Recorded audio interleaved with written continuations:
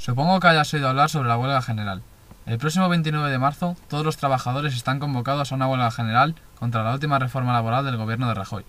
Si tú eres una de esas personas que aún hoy no saben si acudirán o no a la convocatoria, quizás te interese ver este vídeo. Pero antes de hablar sobre la huelga del 29 de marzo y las razones para convocarla, hagamos un pequeño y necesario repaso para comprender algunas cosas.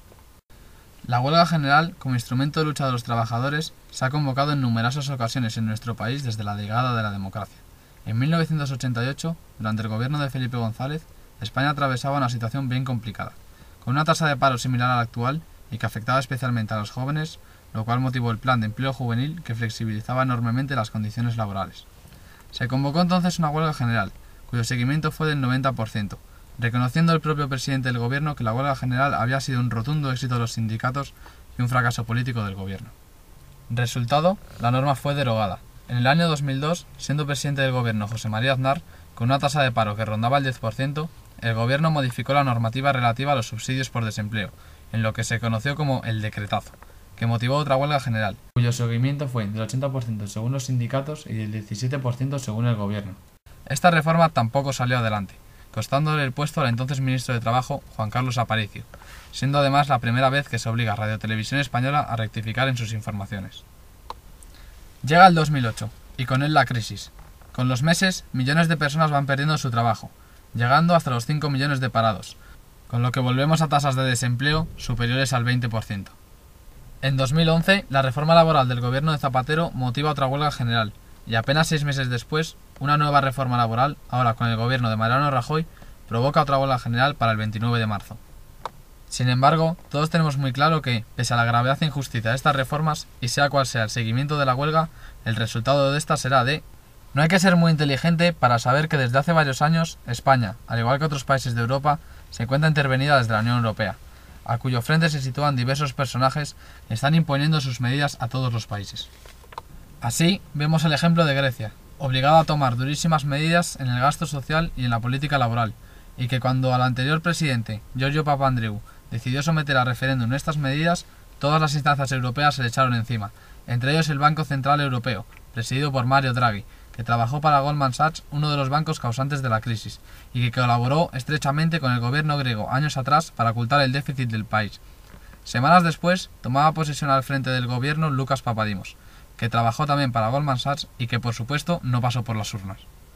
Sin pasar tampoco por las urnas, llegó Mario Monti, otro exmiembro de Goldman Sachs, al gobierno italiano, el cual nos dejaba hace unos meses la siguiente perlita. Y por supuesto, nuestro país no se ha salvado de aplicar las reformas laborales impuestas por la Unión Europea. Aquí podemos ver a nuestro ministro de Economía, Luis de Guindos, asegurando al comisario de Asuntos Económicos, Olli Rehn, lo siguiente. Y lo que cualquiera se preguntaría, ¿a qué se debe ahora esta política laboral europea? Como diría Manuel Vicent, todo imperio necesita esclavos, y a falta de ellos en sus fronteras, deberá buscarlos fuera, o bien hacer lo propio con los suyos. Durante los últimos años hemos estado sufriendo un proceso conocido como deslocalización. Veamos cómo funciona esto. Imagina que tú, como consumidor, deseas adquirir una tableta de nueva generación, y caminando por la calle encuentras una tienda donde se vende por 500 euros. Caminando un poco más encuentras el mismo producto por 300 euros, y un poco más adelante unos grandes almacenes donde lo venden por 200 euros. Tu decisión como consumidor está clara, dándote igual que el primer vendedor llevara ahí toda la vida o que no pueda competir con el gran almacén.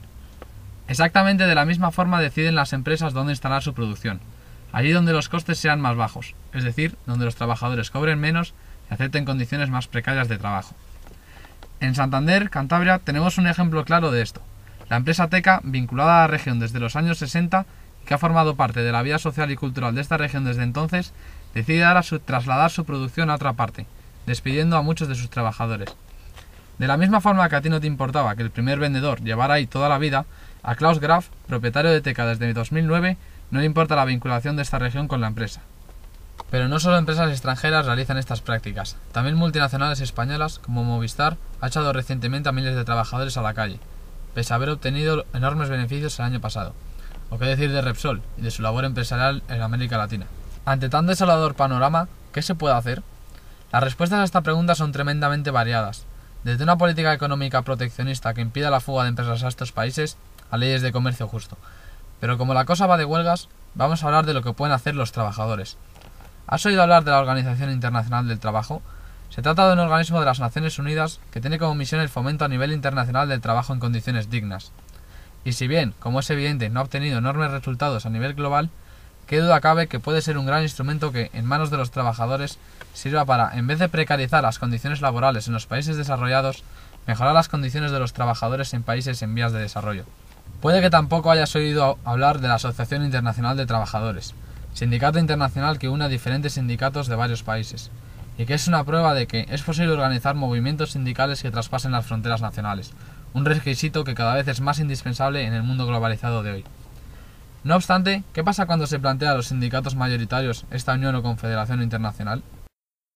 Esta situación no debe desanimarnos a participar en las acciones sociales que defienden a los trabajadores, como es la huelga del 29 de marzo, y por mucho desencanto que haya con los sindicatos mayoritarios, no se puede olvidar que esta huelga también la convocan otros muchos, y que cambiar unos por otros está al fin y al cabo en nuestras manos, de igual forma que está en nuestras manos revertir esta situación.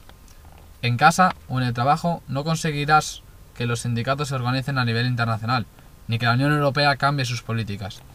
El sueldo de un día es muy poco comparado con lo que esta reforma te va a quitar.